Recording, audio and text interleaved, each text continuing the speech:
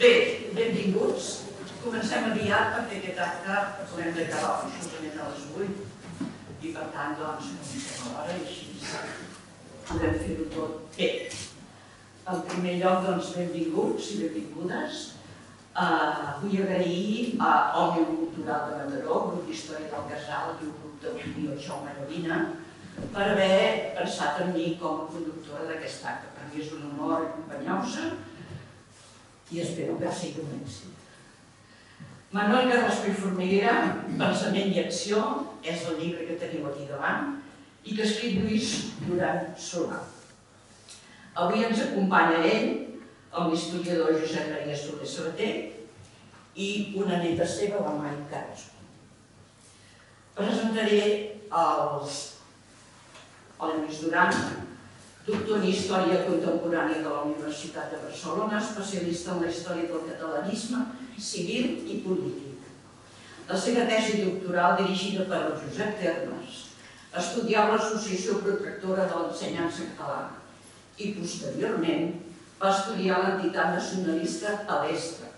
També ha escrit sobre breu història del catalanisme. Per iniciativa d'Albert Manent, ha estudiat la trajectòria de Josep Termes, que la gent de la meva generació, com està a la Universitat Autònoma, goig de tenir com a profe. Albert Manent, Francesc Maspons, Llagrecell, Enric Prat de la Riba, Pujol Fala, Josep Badia i Torres i Manuel Carrasco i Formiguera. Va ser a partir d'aquest estudi últim que els familiars de Carrasco i Formiguera es van posar en contacte amb ell per estudiar-ne una proposta concretament de la seva trajectòria política nacionalista republicana, d'inspiració cristiana, que s'ha concretat en el llibre que tenim aquí davant. També diferents personalitats del nostre país el van considerar molt necessari i van recolzar aquest projecte. En l'actualitat, Lluís té operants estudis sobre els fets de Parets de Molló de 1926, per tant, dintre de poc el sentirem parlar de Francesc Macià.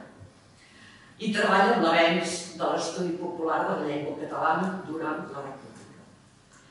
Josep Soler Sabater, ja és molt conegut a Òmnium, no és la primera vegada que ens trobem, és catedràtic d'Història Contemporània a la Universitat de Barcelona, llicenciat en Filosofia, professor d'Història Contemporània a la Universitat Autònoma de Bellaterra, és especialista en la Guerra Civil, la postguerra, va obtenir el Premi de Recerca al Congrés de Cultura Catalana, va ser delegat al Congrés d'Història Contemporània de Catalunya en la recuperació i documentació catalana de l'exili. Va ser el primer director del Museu d'Història Contemporània de Catalunya entre 1996 i 2000. Va dirigir programes de ràdio com Postres de Músic i programes de televisió en tertúlies sobre l'actualitat d'aquí, que se'l coneix molt bé, una sèrie de sectors populars. L'any 2006, el govern de la Generalitat el va nomenar coordinador general del Consorci Memorial dels Espais de la Fera de l'Ebre. Avui penso que és una oportunitat que tenim tots plegats per conèixer millor una persona injustament perseguida i assassinada pel seu pensament clarament republicà com pels seus valors humans. Amb vosaltres us deixo primer la seva neta, us farà un petit parlament, i després amb en Lluís i en Josep Maria. Moltes gràcies.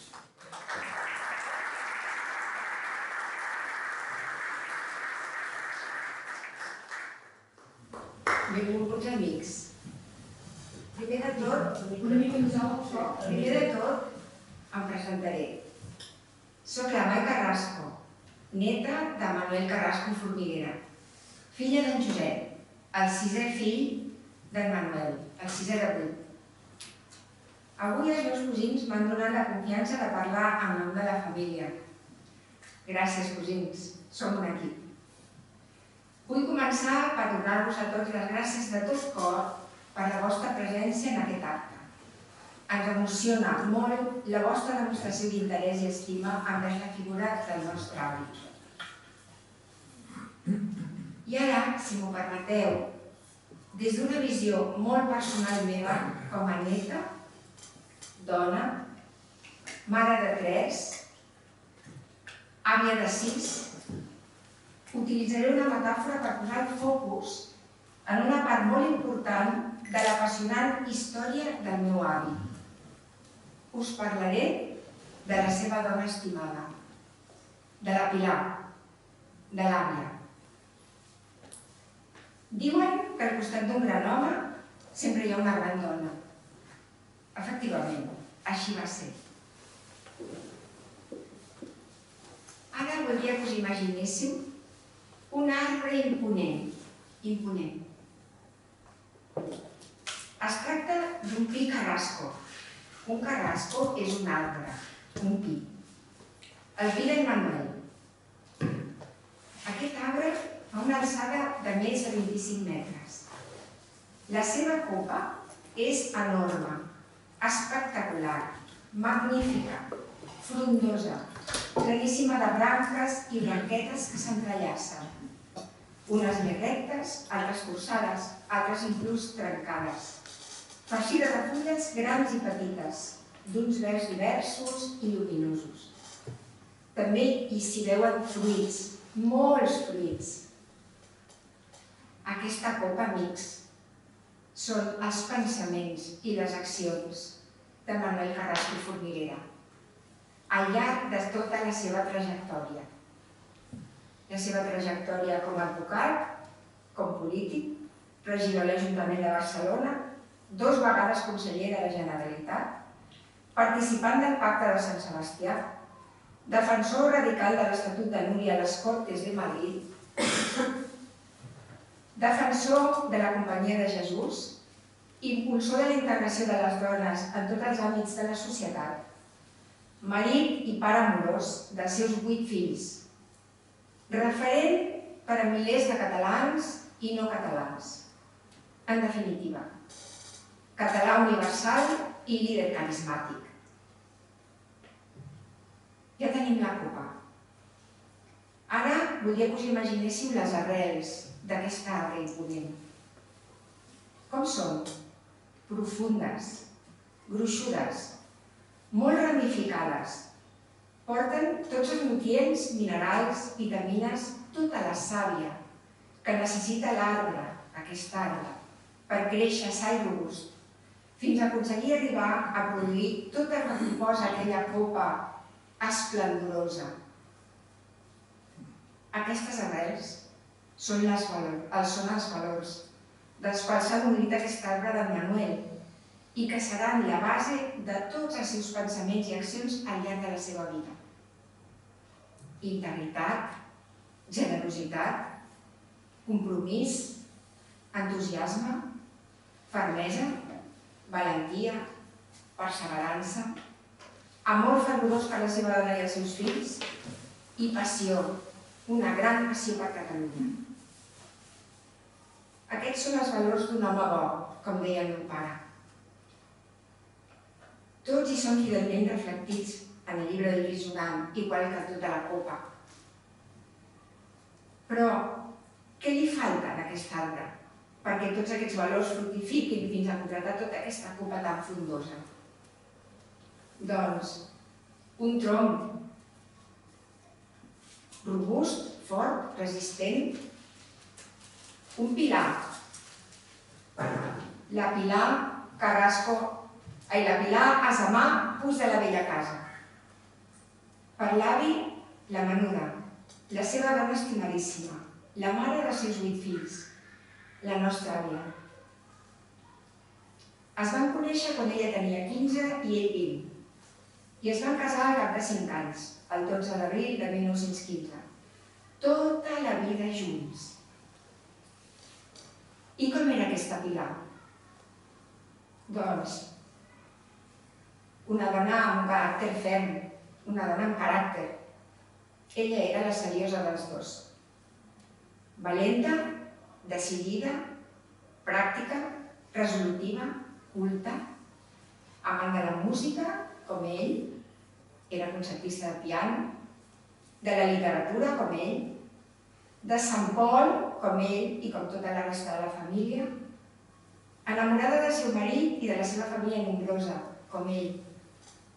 Sentia passió per Catalunya, com ell. De fet, Moltes vegades era ella qui l'impulsava en la seva vida política. Li deia, endavant, sempre. L'Hilari Raguer, un dels seus biògrafs, els biògrafs de l'avi, deia d'ella: Pilar Asamà Puig de la Bellacasa va ser, per Manuel Carrasco Formiguera, aquella muller perfecta que, segons diu la Bíblia, val més que les perles, perquè el cor del seu marit pot descansar del tot en ella. Va estar sempre al seu costat, el comprenia sempre i feia els que els seus fills i ell necessitaven que fes, deia l'Hilari.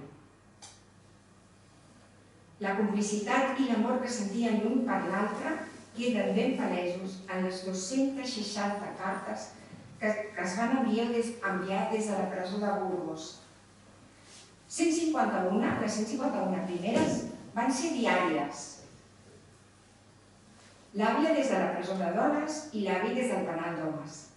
Les altres 109 van ser quan l'àvia ja era fora, a França. Són cartes amb una càrrega emotiva tan gran que els nets, quan les llegim, no ens en podem estar de plorar.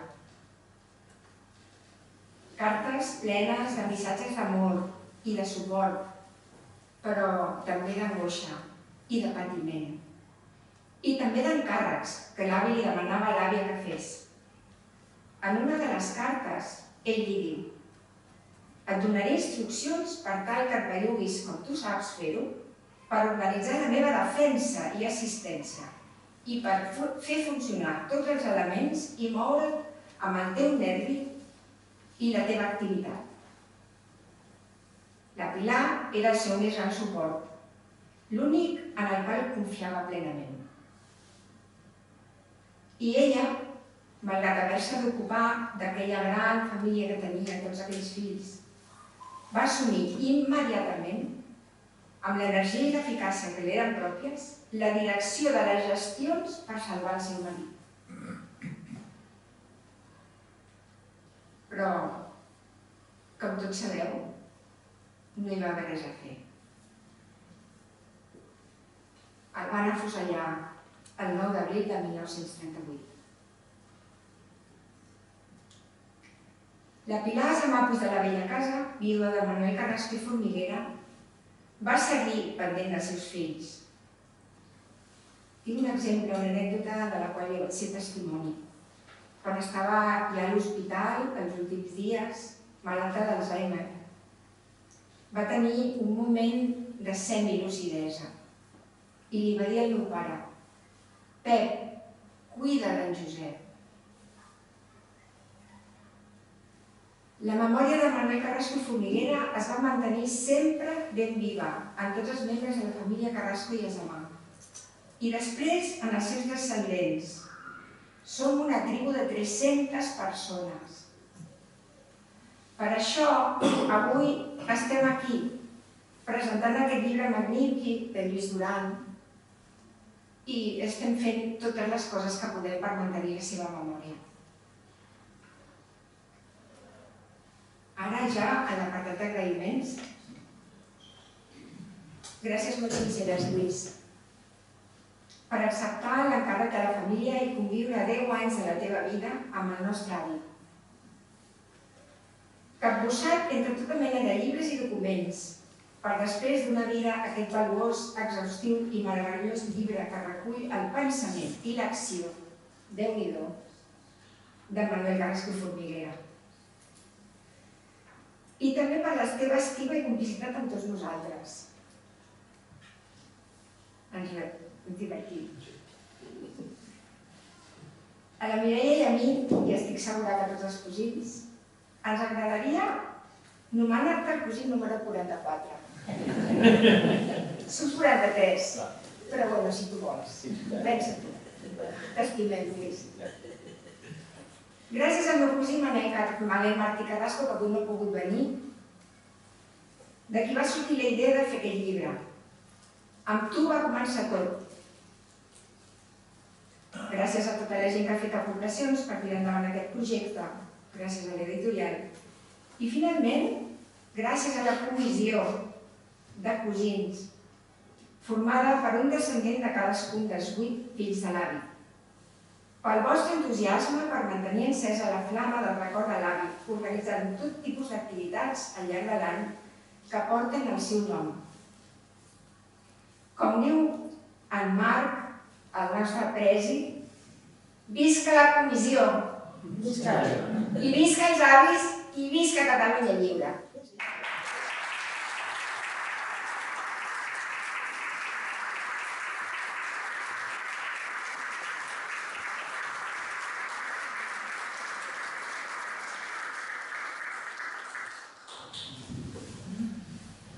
Bona tarda. En fi, després d'aquestes paraules amb les quals ens marquen... Clar, jo he de parlar de Carrasco i de la guerra, però començaré per un fet que acaba de passar fa 4 dies i veuran les circumstàncies. És a dir, parlaré de fa 15 dies, en referència a Carrasco. I això, suposo que els seus descendents no ho saben. Quan va sortir aquell vídeo Barroer, Groller, que acaba dient que enviaria, no dic l'expressió perquè és massa vulgar, un lloc de cultura, a cert lloc al parc de qui havia dit que el Barça que el Madrid era l'equip del règim,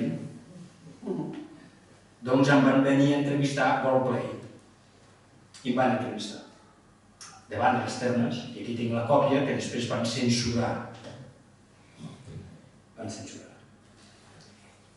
Davant de les termes romanes de Caldes de Montbui, on visc. Van venir un equip i jo havia de parlar de si el Barça era l'equip del règim, lògicament, jo vaig dir tot el contrari. I vaig posar 2 o 3 exemples. Vaig posar, és difícil de creure que un equip amb el qual han assassinat el seu president, doncs per ser l'equip del règim anava explicant coses. I al final vaig posar, i miri si és significatiu això, que dins de la dictadura hi va haver una persona que es deia Raimon Carrasco, que l'any, quan era el 75 aniversari del Barça, van dir que n'és, com tot, s'havia de fer obligatòriament a rendir pleitesia al dictador. I en Ramon Carrasco, textualment, no sé si hi ha algun fill seu per aquí, doncs jo el tinc entre els meus ídols, va dir: jo no aniré a saludar l'assassí del meu pare. I això és el que ho vaig dir en llengua castellana, com em van demanar a Wallplay. Surt això les 2, jo ho vaig enviar a diversos llocs, però clar, jo no puc gravar perquè el meu telèfon és ràdio, no té aquesta capacitat ni jo el coneixements per fer les 2 coses. La qüestió que a les 6 ho van retirar. Per quina raó ho van retirar? No ho van retirar perquè jo deia que el Sunyol havia estat assassinat, això ho sap tothom, sinó perquè, a més, estava parlant que un altre president del Barça va dir que no podia ser present, no podia anar a veure el dictador perquè era l'assassí del seu pare, i ho van retirar. És a dir, la figura del Carrasco encara ara, és a dir, està marcant un criteri d'una característica, d'una personalitat que quan jo tenia 23 o 24 anys, el Raimon Carrasco va fer això, per mi era un ídol. No el coneixia de res, era un simple aficionat al futbol, d'un noi d'un poble de Lleida que anava al futbol i era del Barça. Només, però quan va fer això el Raimon Carrasco va dir: ei, aquest és dels meus. No havia sortit ni la seva biografia, no havia sortit res, però jo m'he preguntat per què no hi ha anat, la premsa ho va dir. El president va fallar, el meu pare, que era un home molt senzill, extrarural, que mai va superar la guerra, em va dir que no hi anés és perquè els té ben posats. Doncs el Carrasco, els Carrasco, sempre els han tingut ben posats. Jo parlaré de Manel Carrasco en 4 components. Seré breu per l'hora, en 4 definicions. Primer, advocat. És un home que pel dret, i s'ho creu, en un estat com l'estat espanyol, el dret se'l passi per on li sembla, ell s'ho creu. Sempre. I defensa el dret. I defensa el dret a les institucions. I defensa el dret al col·legi d'advocats. I defensa el dret quan va en comunitat. I defensa el dret amb el dret mercantil. I defensant el dret, una de les coses que fa és que participa en un país que teòricament hi havia llibertat de premsa, en una redacció d'un diari, l'impulsor d'una revista humorística que es diu l'Esteret. A conseqüència d'aquí, el jutgen i, a més, el destern, el multen i el destern. Però quan el destern treballa, continuant fent estudis de dret al destern, a més de 150 quilòmetres, diguem, a l'Europa. Segona característica, és un polític. És un polític amb el sentit més noble de la paraula. Amb el sentit més noble de la paraula. El polític és la persona que defensa la cosa pública. I la cosa pública vol dir la igualtat, la millora, l'educació i la seguretat per tots els ciutadans. Això vol dir ser polític. Manuel Carrasco ho va ser sempre de polític. Va ser tan polític que anava saltant de partits. Ell era de la Joventut Nacionalista, de la Lliga Regionalista, quan el període republicà es diu Lliga Catalana. Per què se'n va? Se'n va perquè la Lliga no està defensant els principis que diu. I com que no els defensa, se'n va. I forma part d'un altre partit que es diu Acció Catalana. I Acció Catalana té una actitud, diguem, absolutament amb aquestes característiques i va defensant aquest partit i totes aquestes circumstàncies i està amb aquesta trajectòria. És un polític amb el qual, doncs, a partir d'aquestes característiques, serà un home que participarà en el Pacte de Sant Sebastià. Això és molt important. És molt important perquè defineix bastant bé la història d'Espanya i el no compliment malgrat les promeses que fan gairebé juraments que fan els polítics espanyols en referència a Catalunya i que no compleixen. I que, clar, hi ha dos menes d'historiadors o dos menes d'historiadors que fan història i hi ha historiadors que no es pot dir que siguin historiadors perquè fan política. Els historiadors que fem història sabem que el Pacte de Sant Sebastià es van trobar les esquerres espanyoles i van comprometre's amb el Pacte de Sant Sebastià que respectarien el dret de Catalunya a decidir el seu futur. Quan això no es va complir, perquè no es va complir, aquest polític no es va complir. Ni l'Azanya ni totes les persones que estaven a Sant Sebastià van complir el que havien promès que passaria. Quan va arribar a la República, ell va dir s'ha de complir el Pacte de Sant Sebastià, que els polítics espanyols no van complir, de respectar la voluntat de Catalunya de decidir el seu propi autogovern. És l'Estatut de Catalunya, és l'Estatut de Núria. Com que aquest Estatut de Núria no és reconegut, què passa? Com polític té dues actuacions fonamentals. Defensa l'Estatut per damunt de tot, defensa tant que l'expulsen, i es queda fora, que la minoria catalana l'expulsen, perquè ell és ferreny, és ferm i manté els seus principis, l'expulsen per seu risc. Per arribar fins al final, i a més amb una altra característica. És l'home que davant de la estultícia, de la ignorància, podríem dir, de la manca de finura que té l'esquerra en conjunt espanyola, fent un anticlericalisme buit perquè no li treia el poder a l'Església i a més l'únic que feia era provocar a molta gent catòlica en contra de la República, doncs és vist com l'home que va en contra d'aquests canvis que ell volia, que defensava la separació entre l'Església i l'Estat, però deia que s'havien de respectar els drets de l'Església com qualsevol entitat. O que aquesta actitud anticlerical de la dita esquerra espanyola dels socialistes, que són els més majoritaris, que el Partit Comunista n'hi havia dos, o d'Esquerra Republicana o de les esquerres espanyoles, era tan absurda, el que feia era apartar de la República molta gent que era catalanista i republicana i catòlica, com el meu pare. Un noi de 16 o 17 anys que em dic que va ser un xicot de la Quinta del Pebró, però que deia, no? Ell que es definia com catòlic, com republicà, per aquest ordre, catòlic, republicà i catalanista, l'expulsaven. No el van expulsar suficientment perquè després va oferir la seva vida per Catalunya quan la Guerra Civil, no? Però aquest tipus i ell va ser ferm. Va defensar l'Església i va defensar les seves característiques dins de la República Espanyola. I això no van entendre ni les esquerres espanyoles ni els catalanistes, que a vegades no entenem, no fem paral·lelismes històrics, a vegades no entenem que una cosa és l'actuació política de cada dia que es pot entendre molta mantega pel mig. Però els principis mai es poden negar, com va fer el Carrasco per negar. Mai va negar els principis polítics que van definir la seva vida. Quarta definició, demòcrata cristià, avant la letra. És a dir, és demòcrata cristià abans que arribi, és a dir, té sensibilitat social, té sensibilitat en referència, diguem, a la gent més humil, en referència a les classes socials, en referència als grups socials que, per canvis estructurals que s'estan produint a Catalunya i a l'estat espanyol, doncs estan canviant. El món rural està en crisi, el món està apareixent una altra industrialització, està apareixent noves tècniques, diguem, comercials i econòmiques, com els monopolis, com les altres característiques, diguem, financeres que s'estan apartant, diguem, i en el món bancari.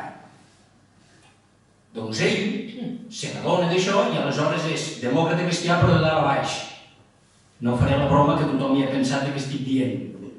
M'hi referiré, perquè jo crec que en aquests moments que a Catalunya les persones hem de tenir coratge polític i coratge intel·lectual. És un demòcrata cristià absolut, de cap a peus. Vol dir que té sensibilitat social pels sectors més diversos, que aquesta sensibilitat social no la parten dels seus principis cristians i a més és cristià convençut.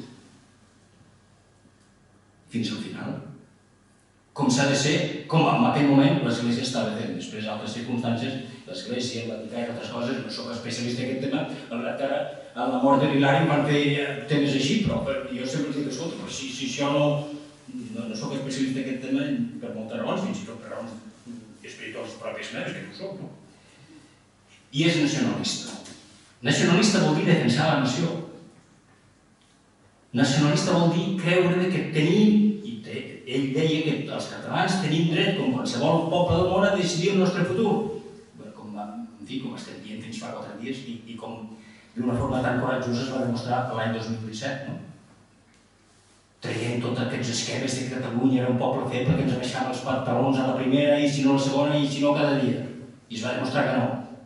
Gent amb una papereta que vam enfrontar amb un estat que estava disposat a enviar la policia de forma brutal i violenta com va fer i a més, ara s'ha sabut que la ministra de Defensa en aquell moment de l'exèrcit estava a Barcelona.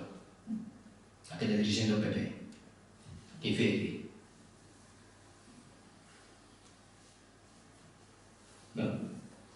I aleshores, a partir d'aquí, és per això que va ser conseller, 2 vegades conseller d'aquí, en Van Macià, un punt de referència, un altre home d'una sola peça. Això és en Carrasco. Diguem que totes aquestes característiques expliquen que no puguen ser d'Acció Catalana, no puguen ser aquestes característiques que se'n vagi a Unió Democràtica de Catalunya. Incorporen tot el seu ideari. Que estic parlant d'Unió Democràtica de Catalunya d'un fet que és una de les raons per les quals en Lluís, amb aquest llibre extraordinari que té i que vostès poden comprar, em sembla que baix perquè aquí dalt no pot ser-hi, però els llibres s'han de llegir pels autors i per la comprensió, no solament. Doncs, en Carrasco, en referència a aquest fet, és l'Unió Democràtica de Catalunya. Quan parlo d'Unió Democràtica de Catalunya, estic parlant, fixin-s'hi bé, si jo he escrit quantes desenes de llibres sobre la guerra civil i la postguerra o articles, l'únic partit que és rigorós, honest i concret durant la guerra civil es diu Unió Democràtica de Catalunya. Cap partit, cap partit durant la guerra civil ha fet revisió de la seva actuació durant la guerra civil. Els franquistes no cal dir-ho.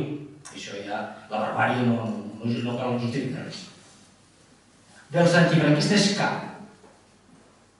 Unió Democràtica de Catalunya era absolutament contrària al govern de la Generalitat de Catalunya i Lluís Companys, però és absolutament fidel a la institució de govern. Malgrat que molts dels seus militants van ser assassinats i perseguits de forma bàrbara. Fins i tot ell. Parlo d'aquesta Unió Democràtica de Catalunya perquè no la confonguin amb la Unió Democràtica de Catalunya final d'aquests 4 frívols i superficials que l'han abocat a la misèria. No parlo d'aquests personatges que és millor no esmentar-los, perquè no hi ha res d'aquest final. Recorda una mica el final d'Iniciativa per Catalunya, un partit d'esquerres que ha de plegar per suspensió de pagaments. Déu-n'hi-do l'època històrica que estem vivint a Catalunya en referència als partits polítics.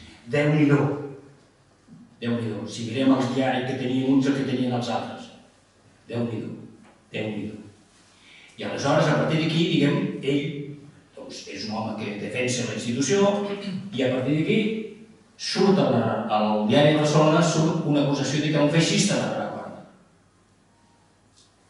Perquè és catòlic, perquè és convincent, perquè és un home moderat, demòcrata cristià. I és aleshores quan l'envien a Euskadi, després m'ha dit, sí, un article que denuncien això, se n'ha d'anar de Catalunya perquè ell, que és el gran defensor de Catalunya, hi ha gent que vés a saber què faran després, doncs que el volen matar. Se'n va a defensar els bascos, que sempre ell era molt proper. L'armada franquista agafen el vaixell d'una nave, el Dames, el detenen i després la història, com saben vostès, ho ha explicat d'una forma exemplar, i em trec el barret davant de la família Carrasco. perquè també estem ben posats. Perquè hi ha altres famílies que han passat coses igual i en fi, semblen el Dembélé, que s'escapen per la banda, no? I que queden fora, Sí. No, de veritat. I això crea idees, i crea referències, i crea tot això. I aleshores, diguem, a partir d'aquí, ells, doncs, la història aquesta que saben vostès, no? És a dir, és una història amb la qual acaba un final dramàtic i tràgic, no? Amb el qual, com saben vostès, doncs hi ha uns bombardejos brutals del 16, 17 i 18 de març de 1938 a Barcelona, quan Barcelona va necessitar gairebé 35 anys per reconèixer aquests bombardejos, per la covardia de l'Ajuntament que hi havia aleshores, a un gran elogi que es feia de la ciutat de Barcelona com capital de Catalunya, que era Winston Churchill, i fins i tot així l'Ajuntament tenia por de fer-ho. Els hi parlo en primera persona, va anar amb un munt de reunions a veure què faríem, fins que al final en Joan Miguel Rayó ens en va amarar, va dir, no es prenen el pèl, fa 4 anys que venim amb una reunió, no es pren cap decisió, ja us ho fareu. S'ho van fer al cap de 3 o 4 anys més, però ens vam estar ja 4 anys de presa de pèl, no? I davant del Coliseu hi ha un monument amb el qual diu, fa referència als bombardejos de Barcelona. Per cert, si passen per allà, aquells tubos que veuen, semblant amb aquests d'aquesta pissarra, és el monument, no és un lloc on els paletes hi deixen allí les camises, I no és broma, és la realitat. És la realitat, perquè es van quedar unes camises i una persona va trucar a l'Ajuntament i va dir, escolti, damunt d'unes envestides els paletes s'han deixat unes camises. No, és el monument. Déu-n'hi-do, el coratge dels dirigents del capital de Catalunya d'aquella època, no parlem dels d'ara. I a partir d'aquí, doncs, en Carrasco, com saben vostès, va ser assassinat. I com molt bé ha dit la seva neta, doncs que solidaritzo absolutament les seves paraules i és un exemple, allò que he dit, morint per uns elements fonamentals de la seva vida. Allò dir, abans de morir, visca molt lliure, quan està morint, Jesús. És la trajectòria d'una persona, d'una peça honesta, a carta clara, d'una persona ferma, anomenada Carrasco i Formiguera. Gràcies.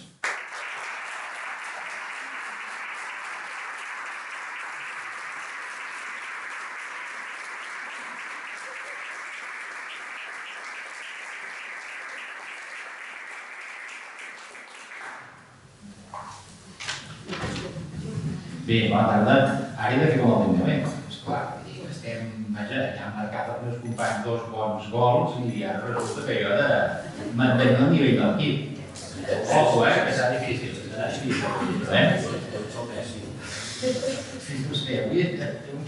Bé, jo deixeu-me fer les gràcies molt positives a la Maria Major per l'interès de fer l'acte, a Òmnium, al punt d'opinió Jaume Medina, al punt d'història del Casal, a Mataró, que hi ha 2 persones que em veig cal destacar que tenen a veure amb aquesta cabina de Carrasco. Marçal Trilla i Joan Peiró.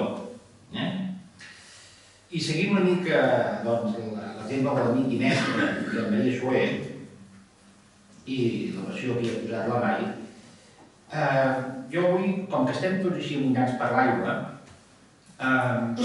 mira les estadístiques d'entrada d'aigua dels embassaments. Cadascú per on enfila. Miro si eren millors, si aquestes pluges van revertint la sequera. I avui una miqueta m'he proposat l'intervenció com si fos una gràfica dels grans ítems de la vida de Carrasco. M'entenen? I me l'he imaginat com a un procés d'acumulació d'iniciatives, un procés de glòria i un procés d'estabilització, però no de derrota. Això és important. D'estabilització i podríem dir, en un sentit cristià, darrere del que semblava la seva mort, la resurrecció del Senyor Costa. M'explicaré. Carrasco, em penso que té unes quantes aportacions fins a l'any 30 que cal destacar. I encara que a vegades em sembla que poden ser poc significatives.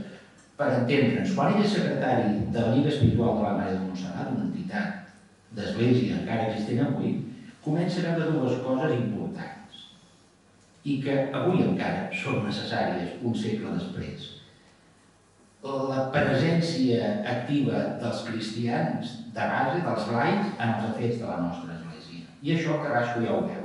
I això ho fa la lliga espiritual.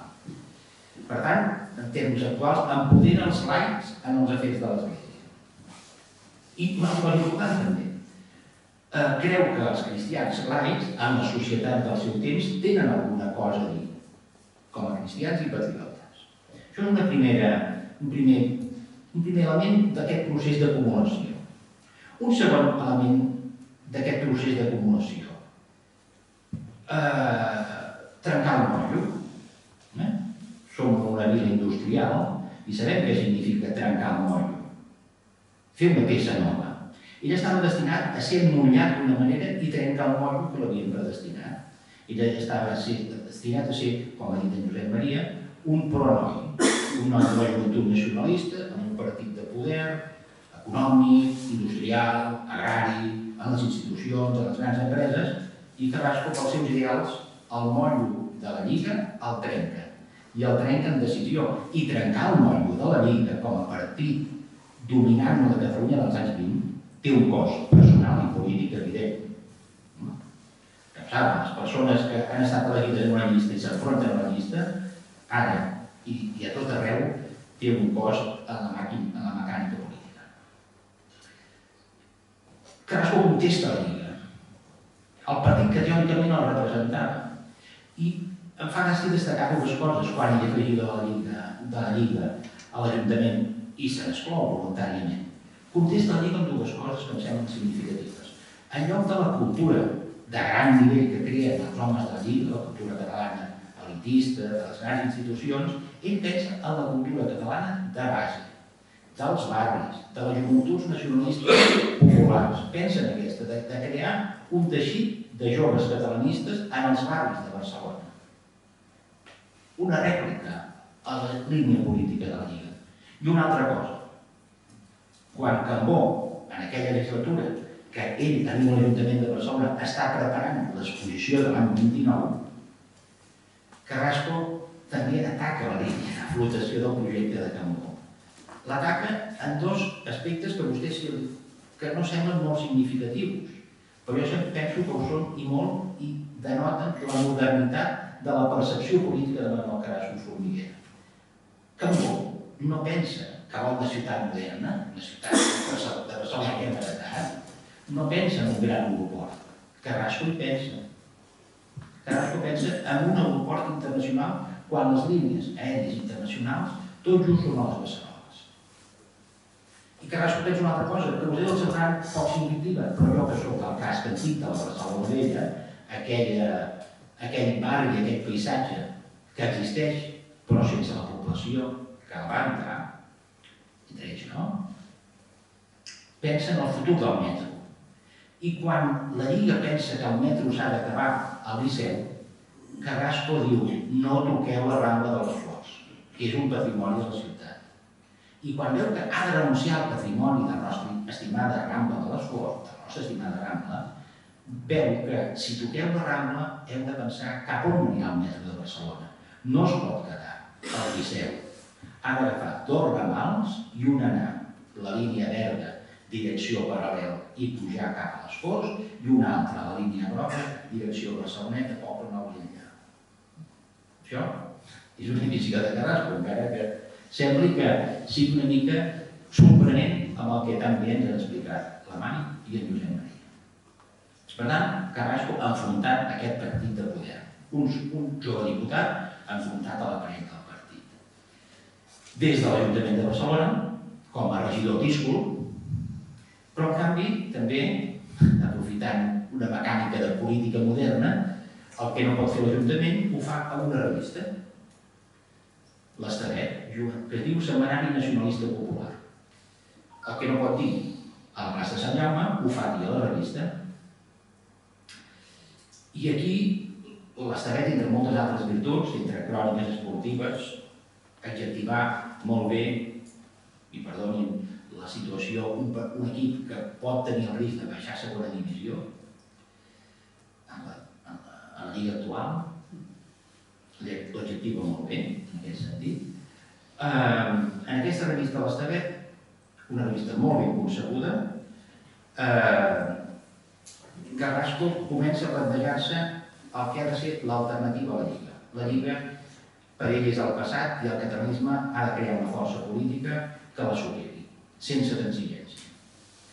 I en qui pensa per fer aquesta força política alternativa en el moviment catalanista? Pensa en la gent que crearà Acció Catalana, però pensa també en el president Macià. Les relacions amb Macià i Carrasco sempre seran unes relacions de gran estimació patriòtica, de gran respecte personal per l'egoisme de les dues persones i, quan convé, des de la cordialitat, de diferència política.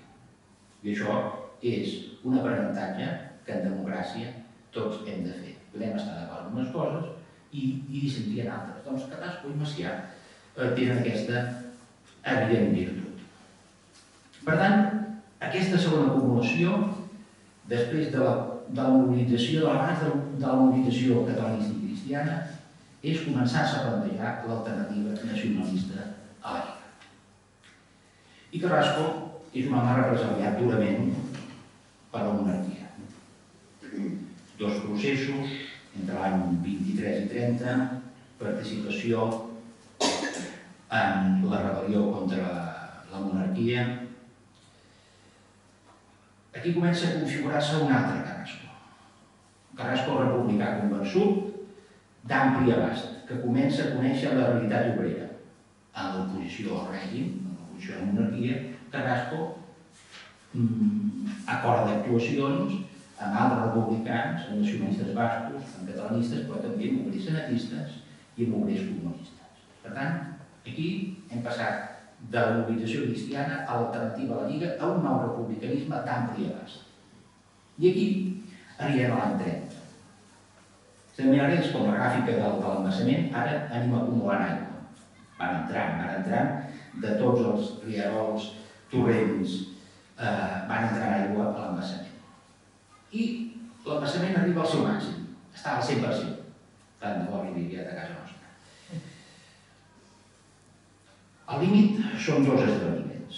Com ha dit molt bé Josep Maria, el paper que fa en el Pacte de Sant Sebastià. El Pacte de Sant Sebastià té una gran virtut. És l'únic cop que una representació de totes les forces polítiques espanyoles que han de decidir el futur de l'Estat a Catalunya hi va representar dos representants catalans i un d'ells planteja oberadament que acceptarem la república si la república fa dues coses. Ens reconeix com a poble i com a poble reconegut ens dota de l'exercici al dret a l'autodeterminació. Mai més ho hem aconseguit, això. Mai més hem tornat a passar. Ho va fer Jaume Aiguader, que faria en aquest cas de Dembélé, passant de pilota una bona centrada a Robert Lewandowski, Manuel Carrasco centrant, marcant gol a la porteria contrària. I Carrasco té una altra virtut. Anem pujant de nivell, no sobreeixirem al nivell de l'embassament, ens quedem al 101% quan Carrasco és el delegat plenipotenciari de Francesc Macià per anar a Madrid a negociar l'estatus quo entre els dos governs republicans de l'any constituïts el 14 de 31. Si a l'agost del 30 ha plantejat en les forces polítiques espanyoles i en el futur d'Espanya el dret a l'autodeterminació de Catalunya, el 15, 16 i 17 d'abril del 31 té i això tots els republicans d'Espanya havien d'estar molt agraïts, i no ho recorden mai, té un paper fonamental per consolidar el nou estat. Cap republicà espanyol, de Podemos, del PSOE, de la Línia Verds, això ho reconeixerà mai. D'acord? Per tant, és un nacionalista català que fa una aposta decidida per consolidar la República Espanyola a partir del que ha negociat el Pacte de Sant Sebastià. República Espanyola, sí. Reconeixement del fet nacional de Catalunya, també, a partir del dret a l'autodeterminació. D'acord? Estem al màxim. Ja no pujarem més. I això és el cim de la vida política de Carrasco. Carrasco podríem dir, un home vanitós. Hauria tingut un futur excel·lent, brillantíssim, si hagués estat un diputat d'Esquerra Republicana, renunciant a la seva fe catòlica, o renunciant al seu nacionalisme, podria haver tingut un paper molt important a la Lliga. I a mi m'agrada dir que aleshores, en aquest moment de retirada de la confiança política, deixant de ser diputat a les constituents, deixant de ser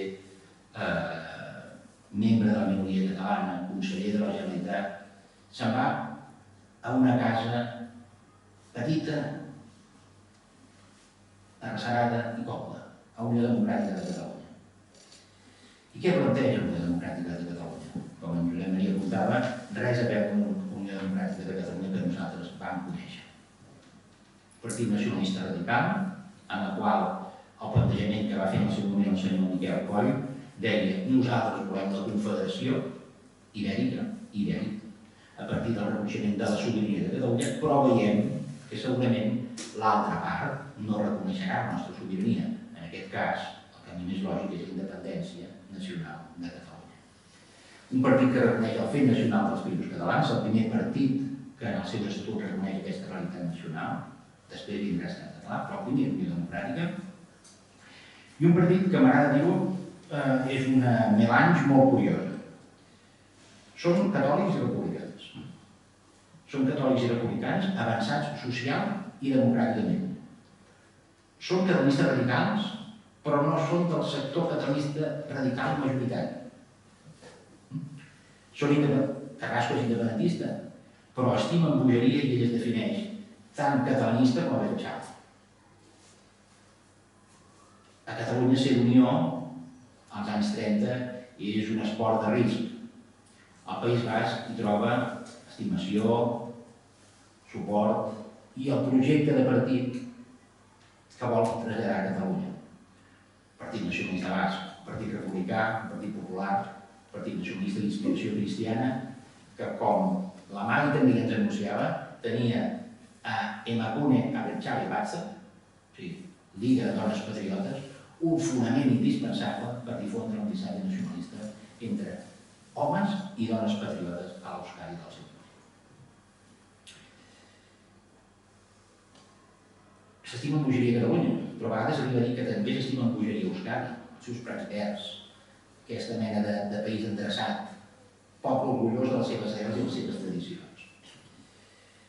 I arriba l'any 35-36. Carrasco és de les poques persones que en els seus textos reconeix que no sempre han actuat correctament. Allò que recordava Joan Sales, que ens deia Josep Maria, ell ja ho fa.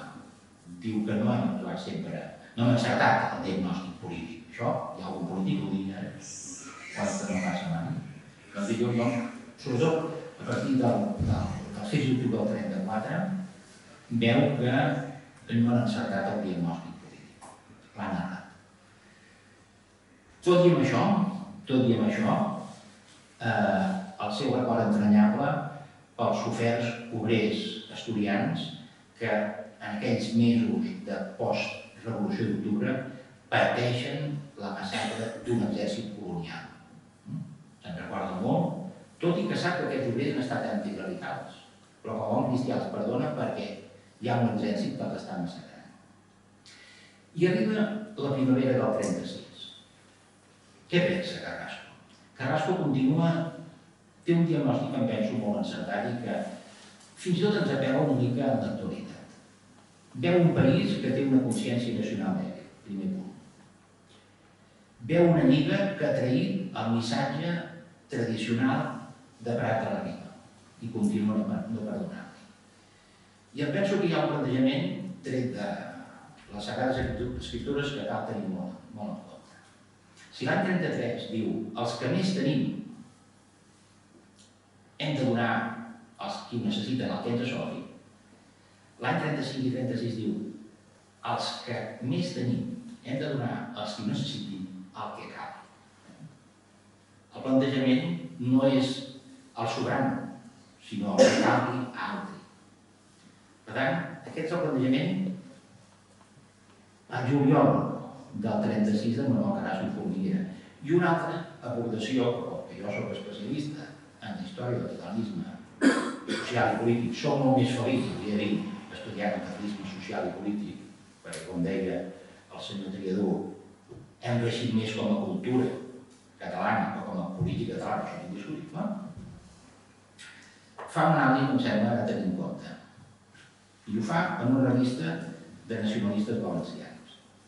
I aquesta anàlisi, al mes de maig del 36, diu sí, podem estar contents d'una cultura espolerosa, però, com deia certament també el senyor Triadú, els resultats polítics no ens han acompanyat.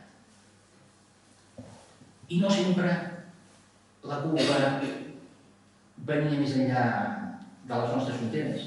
A nosaltres, per ser més decidits i més patriotes, continuava considerant, i insisteixo, deia el 36, ens mancava consciència nacional.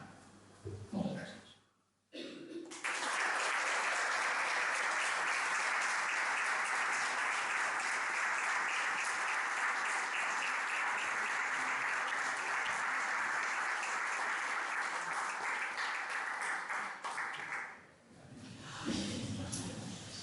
Moltes gràcies. Ens queda poca estona, però si voleu intervenir, doncs donarem un torn de paraules que possiblement us ho mereixeu.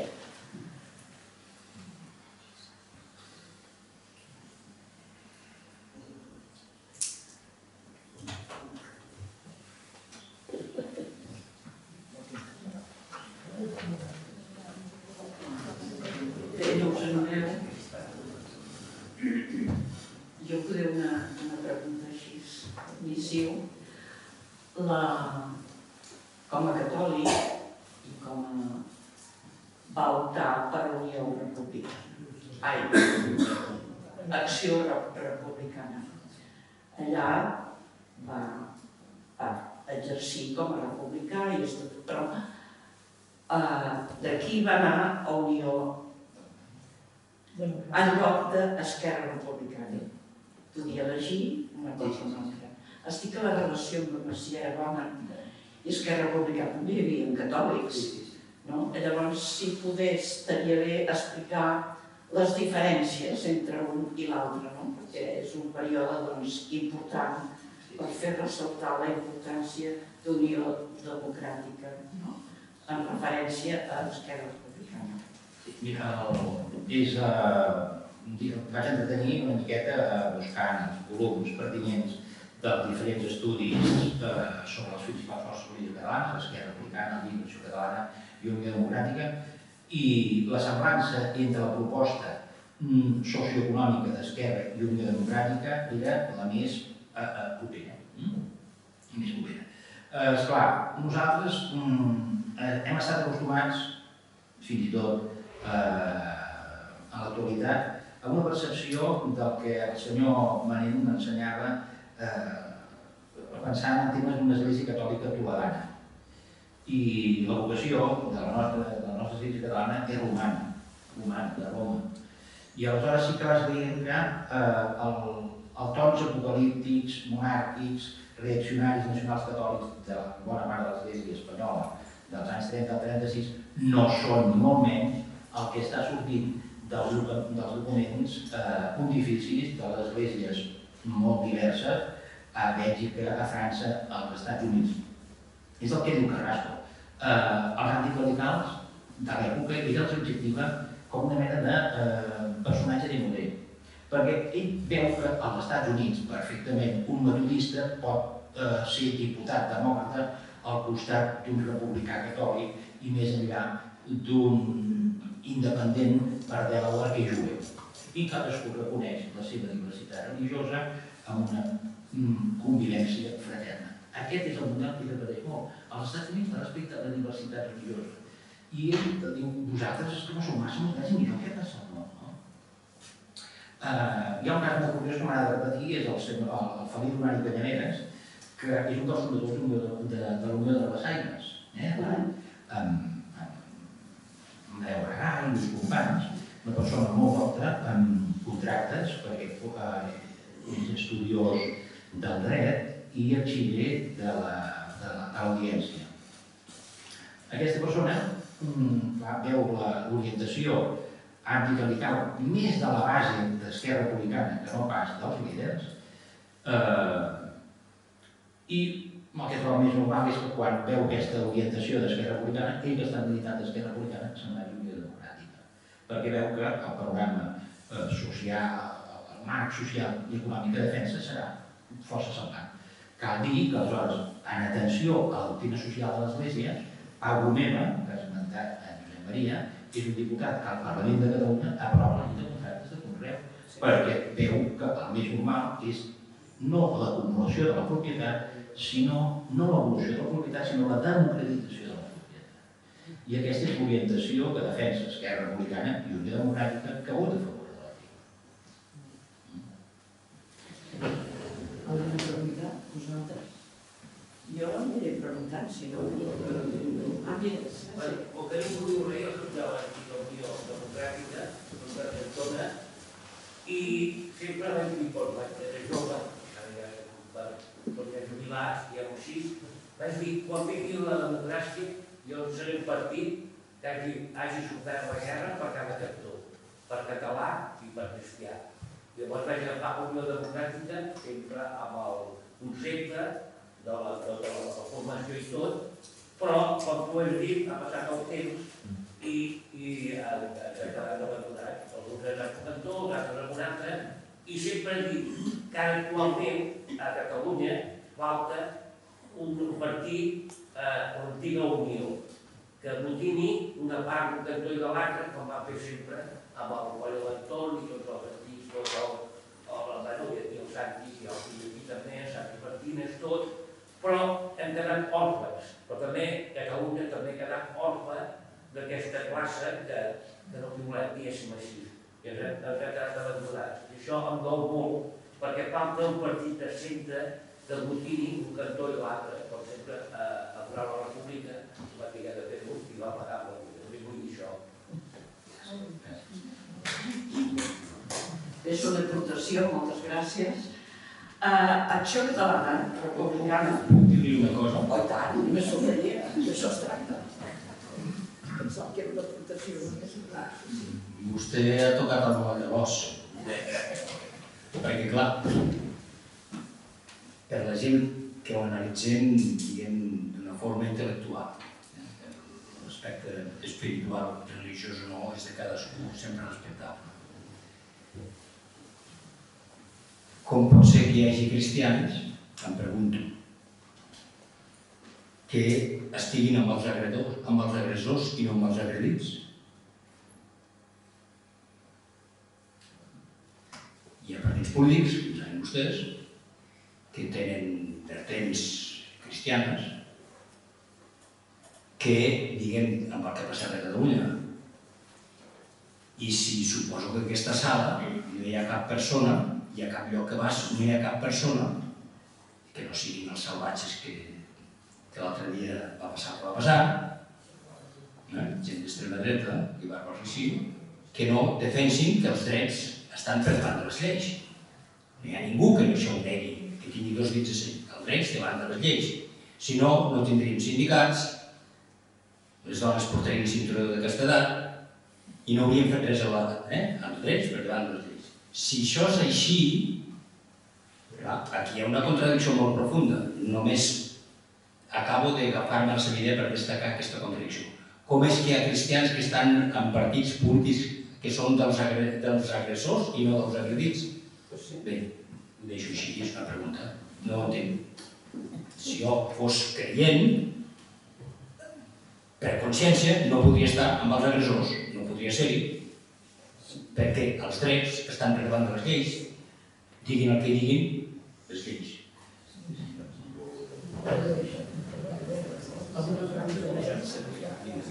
No, si m'he de recordar, penso que Joan Pau II, que té una trajectòria una mica complexa, penso que l'any 80, l'any 80 o 82, El papa Wojtyła, perquè ara eren els papes... Sí.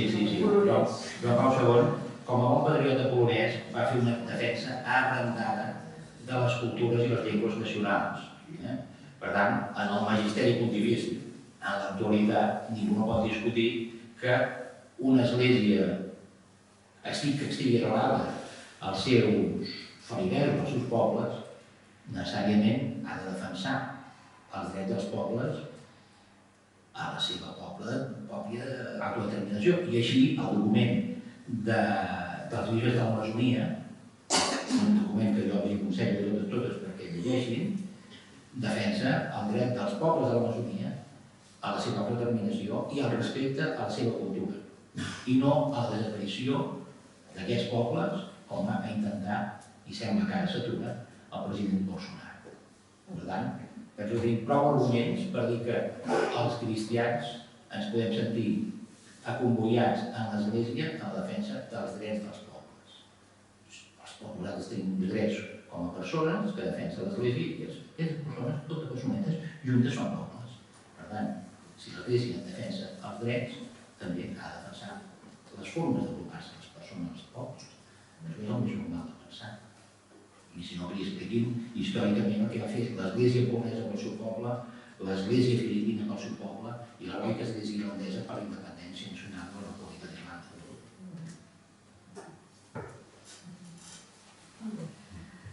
Bé, si podem deixar aquí, hi havia moltes preguntes a fer, jo tinc moltes, però és que som les 8:05, ens han dit que hem d'acabar i ho sento molt. Posem un final en aquesta presentació. Moltes gràcies per la